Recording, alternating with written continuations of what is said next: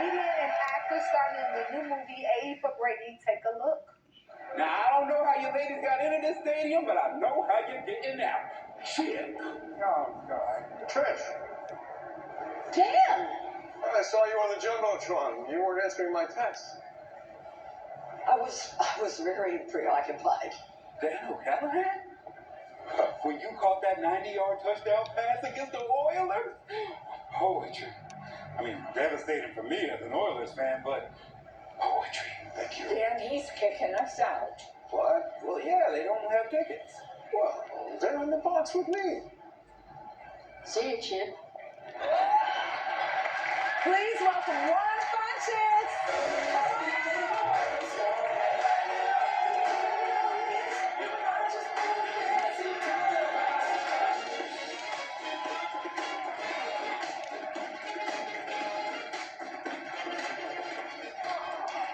First of all, happy Black History Month. Happy Black History Month to you, legend.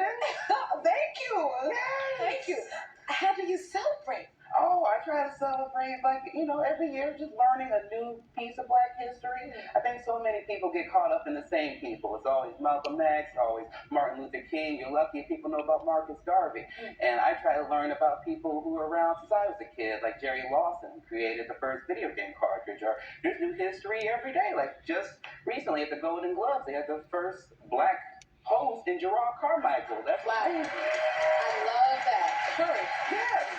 You grew up in my hometown, Chicago. Yes. Yes. I mean, we got a lot of Chicagoans coming through tonight.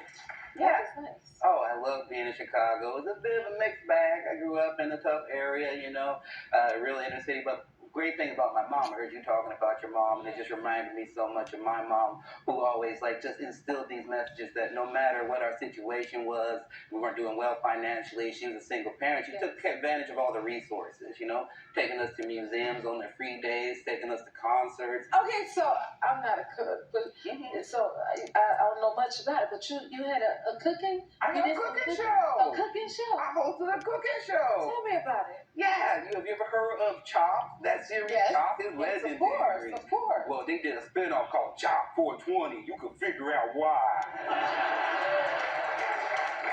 You are so funny. And I loved it. I got to enjoy food infused with great cannabis, and really, I got to stick it to my mom, who her whole life, she was like, you better put that marijuana away, you better put those video games away and focus. And I'm not, look, in your face, Mom.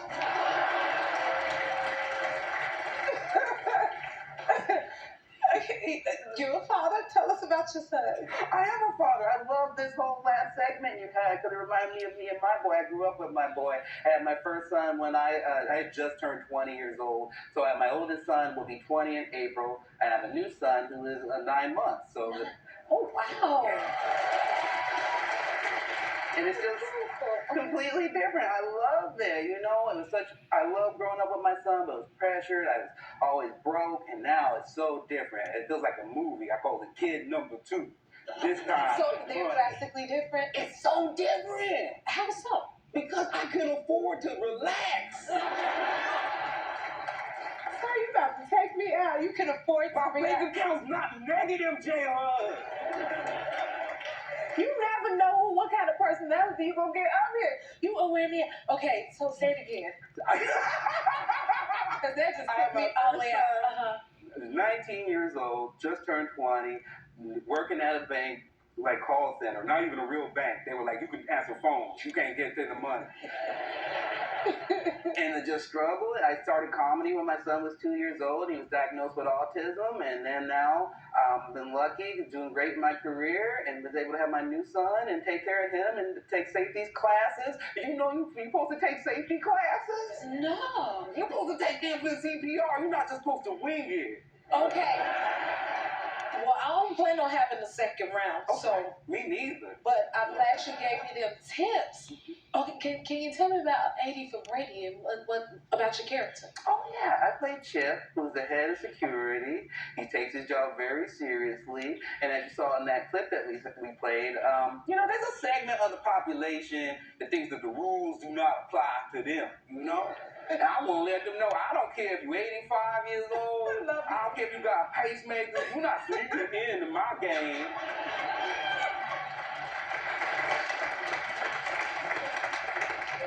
I could talk to you all day. I would love that. This is amazing. Thank you. When you come back, I would love to. I got nowhere else to be. oh my God.